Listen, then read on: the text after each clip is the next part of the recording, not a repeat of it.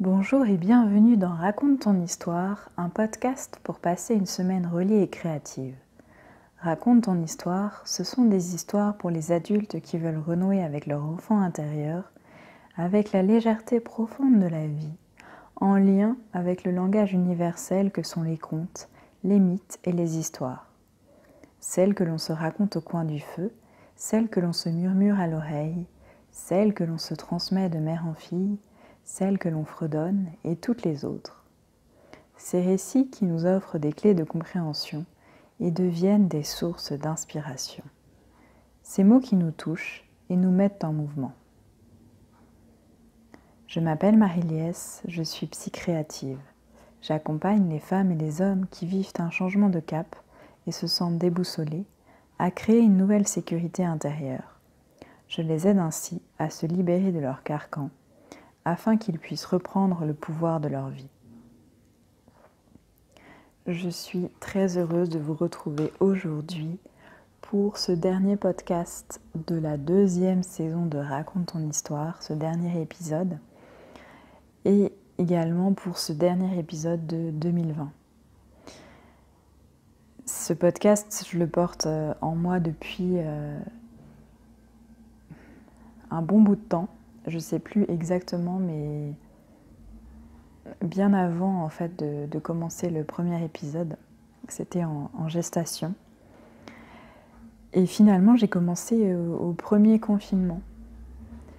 Et je dois dire que rétrospectivement, je suis vraiment en fait très heureuse d'avoir pu mettre ça en place, d'avoir été en fait au bout de cette initiative, de cette intuition, de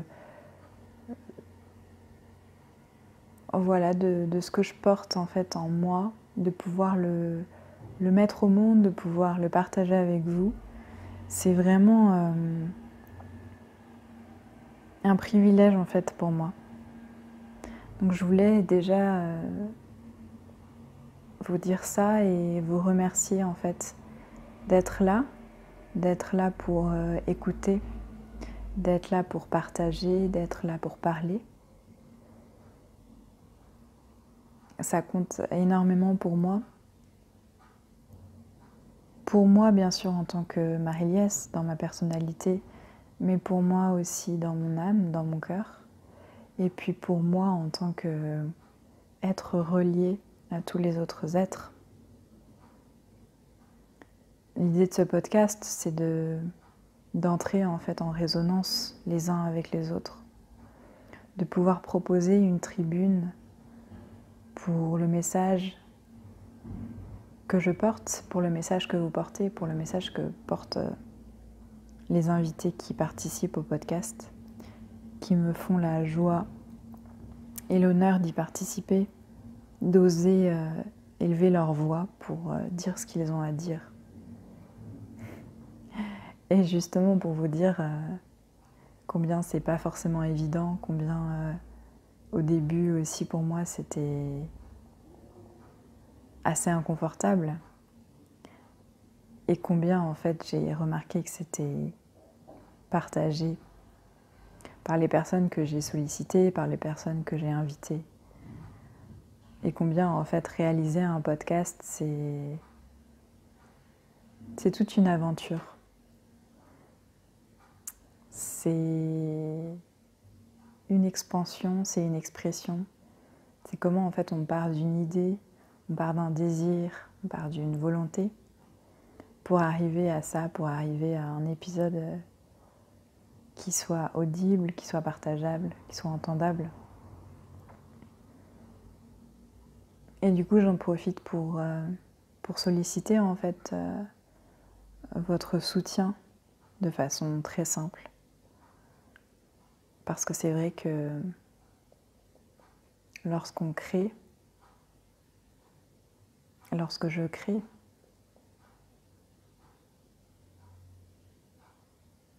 dans la joie et je crée par amour.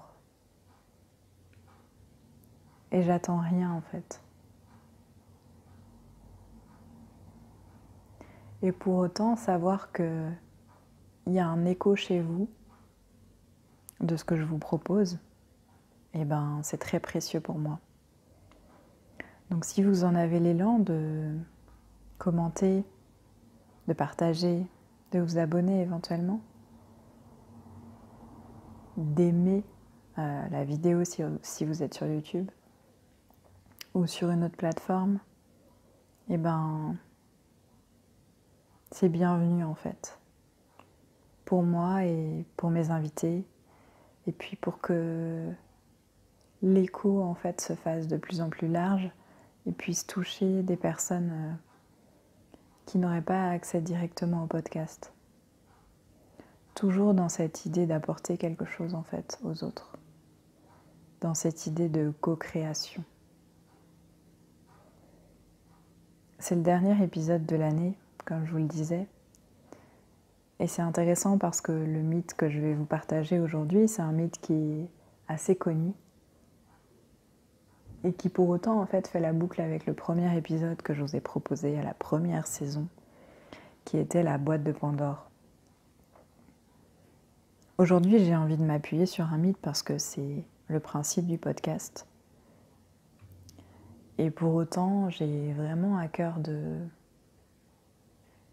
partager de façon libre et connectée avec vous aujourd'hui. Alors le mythe. Prométhée. Dans les premiers jours du cosmos, les dieux de l'Olympe et les humains, tous mâles, se réunirent afin de décider de quelle manière partager la viande entre eux. Prométhée, fils d'un titan nommé Japet, servit de négociateur. On abattit un bœuf et Prométhée en fit 2 tas. L'un était constitué de viande couverte de tripes, l'autre contenait les os sous une appétissante couche de graisse. Invité à choisir, Zeus préféra le tas qui avait l'air bon, mais qui ne contenait que les os. Comprenant qu'il avait été trompé, Zeus en furie confisqua le feu à l'humanité. Ainsi les hommes pouvaient manger de la viande, mais ne pouvaient plus la faire cuire. Selon une version différente, Zeus découvrit le piège, mais choisit le mauvais tas pour avoir un prétexte de punir les hommes. Prométhée vola ensuite le feu aux dieux pour l'offrir à l'humanité, ce qui rendit Zeus doublement furieux. Il inventa alors des punitions pour les hommes et leurs champions divins. Pour cela, il créa les femmes, en ordonnant au dieu artisan Héphaïstos de façonner dans l'argile la première d'entre elles, la fameuse Pandore. Elle fut imposée aux frères de Prométhée, un simple d'esprit nommé Épiméthée. Quant à Prométhée, Zeus le fit attacher sur le flanc d'une montagne où un aigle vint le torturer chaque jour en lui mangeant le foie. J'en profite ici pour faire le lien aussi avec le mythe d'Héraclès que Rudy nous a partagé dans un précédent épisode de Raconte ton histoire. Et en fait, c'est Héraclès qui plus tard va sauver Prométhée. Donc c'est assez intéressant parce que je choisis de prendre vraiment un passage spécifique, mais en fait c'est une des pièces du puzzle des mythes. Dans Raconte ton histoire, il y a différentes propositions, il y a les mythes, les contes, les histoires. Mais là, si on se situe dans la mythologie grecque, c'est une pièce du puzzle. Donc on peut constater que Prométhée était un dieu rebelle qui défendait les intérêts de l'humanité contre ceux des dieux olympiens qui les gouvernaient. Il associe 2 rôles qui se retrouvent fréquemment dans les mythologies, le héros populaire et le filou. Le premier aide la civilisation humaine à surmonter les obstacles en donnant aux hommes l'information de base ou les outils nécessaires, comme lorsque Prométhée vole le feu pour l'offrir à l'humanité. Et le second réussit par la ruse, tromper Zeus pour qu'il choisisse le tas d'os, afin que les humains obtiennent la meilleure portion de la victime du sacrifice. Donc ce qui est intéressant de constater ici, c'est que Prométhée devient le champion pour les hommes.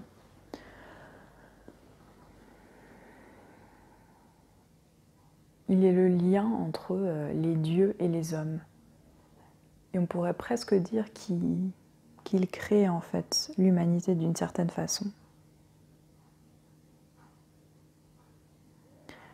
Et ce qu'il y a d'intéressant dans ce mythe, c'est que Prométhée en fait avait donné déjà tous les attributs pour se défendre aux animaux. Les griffes, les crocs, etc. Et que l'homme en fait vient à la vie complètement démuni. Et le feu, c'est ce qui lui permet de survivre. Grâce à ce don, il peut se protéger, se défendre, manger, se chauffer.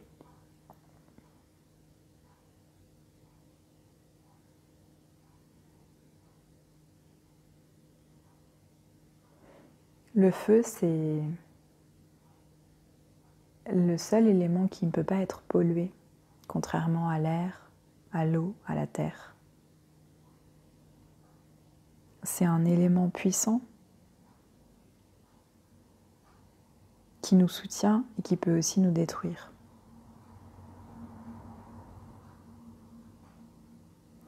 J'avais aussi envie de faire le lien avec l'astrologie. Prométhée pourrait être associé au Verseau. Alors pour parler un peu de moi, le Verseau c'est mon signe. C'est le soleil dans mon thème astral. Parce qu'il faut savoir que on a chacun, avec son lieu et sa date et son heure de naissance, une carte du ciel, comme une photographie de notre psychologie et de notre chemin de vie à notre naissance. On peut associer l'astrologie comme on peut associer le tarot à de la divination. Alors qu'en fait, c'est déjà quelque chose qui nous montre nos potentialités à un moment donné, sans avoir besoin nécessairement de faire de projection dans le futur.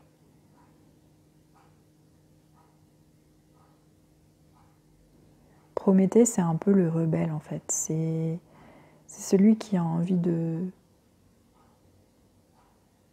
soutenir les hommes, qui leur offre en fait cette possibilité de la lumière, de la chaleur.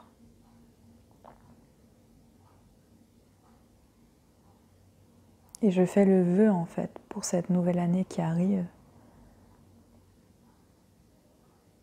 que nous puissions en fait incarner de plus en plus notre soleil. Pour moi, c'est le Verseau. Et ce qui est intéressant avec l'astrologie, c'est que en fait, on peut voir justement ce que je disais, les potentialités.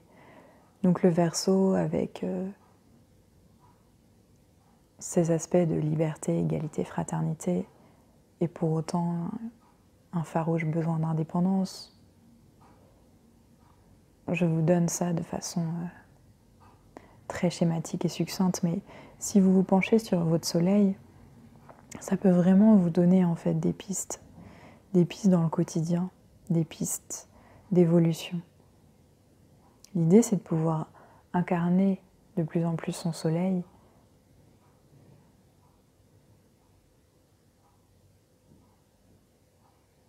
Et en fait, le soleil, c'est le feu.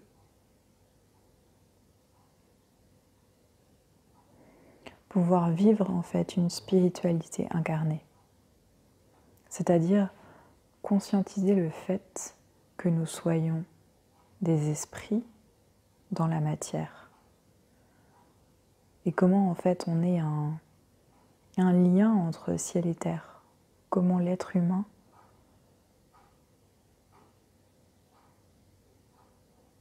est cet être qui a la tête dans les nuages et les pieds sur le sol, les pieds sur la terre.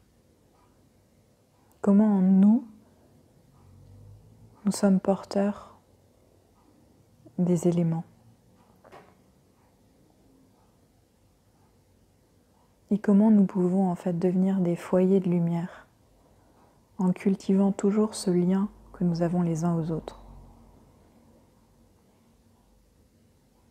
2020 a été une année éprouvante à bien des niveaux, dans différents domaines, que ce soit intérieur ou extérieur, que ce soit de façon individuelle ou collective. 2020 a été une année extraordinaire. Il y a un an, on était vraiment aux prémices de tout ce qu'on a vécu cette année. Et 2021 s'annonce aussi très challengeante. Mais ce qui est important aussi de visualiser,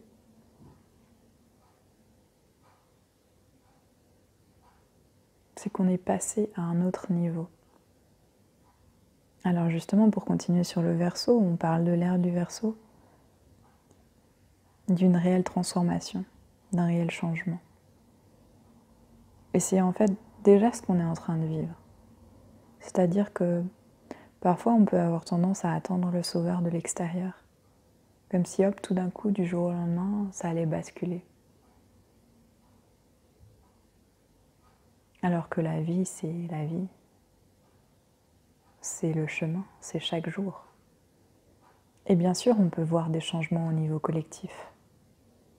On peut voir ses côtés difficiles et aussi ses côtés magiques, de combien en fait on a été capable, combien on a été capable de s'adapter, combien on a été capable d'être là les uns pour les autres. Et combien on a pu ouvrir nos yeux sur un système qu'il est temps de changer. Bien sûr, tout ça a été mis en action depuis déjà plusieurs années. Mais là, c'est là où il y a le passage. Où à la fois la technologie est de plus en plus présente et pressante, et à la fois une sublimation des valeurs humaines. Et combien en fait la présence de l'autre est importante. Beaucoup d'entre nous ont affronté leurs ombres, sont descendus en fait au plus profond d'eux-mêmes durant cette année pour revenir à la lumière. Combien ces confinements, nous ont obligés à revenir à notre être intime, à notre être essentiel, ce mot qui a été galvaudé et mis à mal, amalgamé, je dirais même.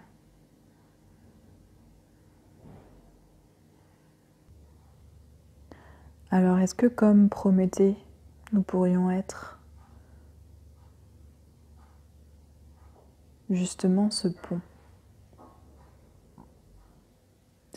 entre ciel et terre,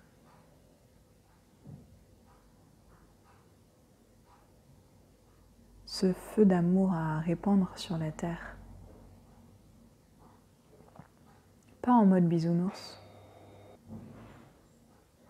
parce que c'est pas le genre de la maison, mais en mode conscientisation des choses,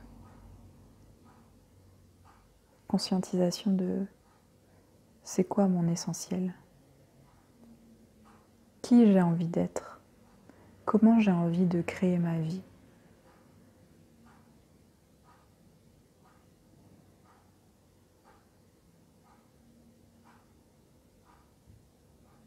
À mon sens, il n'y a pas de recette miracle. Il y a des méthodes qui nous soutiennent, mais c'est surtout une vision à transformer de soi et de l'autre.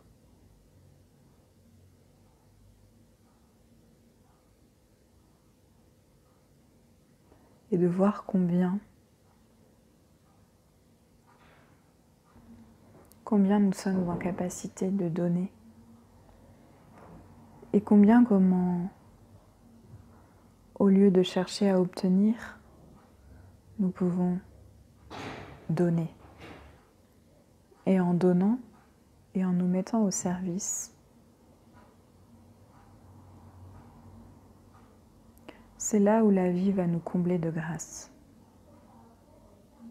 Parce que la vie peut paraître absurde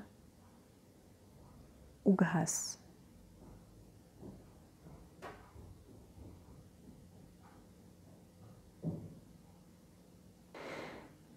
Nous avons le temps.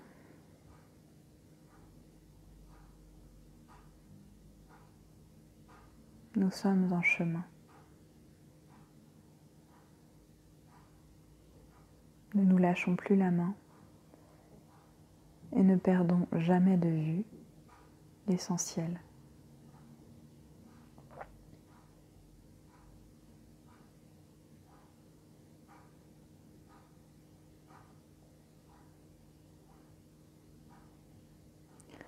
Merci beaucoup. Merci d'être là. C'est très précieux. Merci pour votre engagement envers vous-même. Merci pour les rires. Merci pour les pleurs. Merci pour les moments où vous êtes debout. Merci pour les moments où vous tombez. Merci pour les moments où vous criez. Merci pour les moments où vous priez, où vous méditez, où vous parlez, où vous doutez. Tout ça, c'est compris dans l'amour. Et ça n'a pas de prix. Je fais le vœu que ces mots aillent au-delà et vibrent pour vous, comme ils sont sortis de mon cœur, comme une fleur.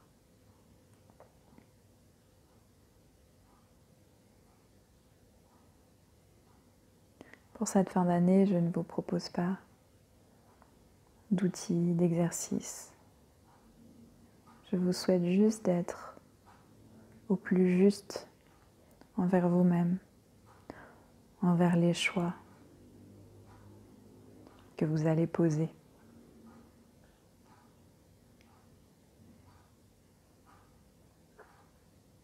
Vous pouvez célébrer même le plus petit pas que vous posez, parce que vous seul savez d'où vous venez et ce que vous avez traversé.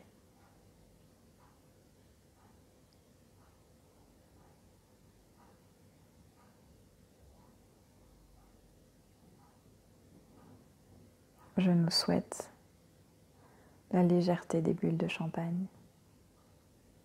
Je nous souhaite les rires cristallins, comme les chants des anges dans le ciel. Je nous souhaite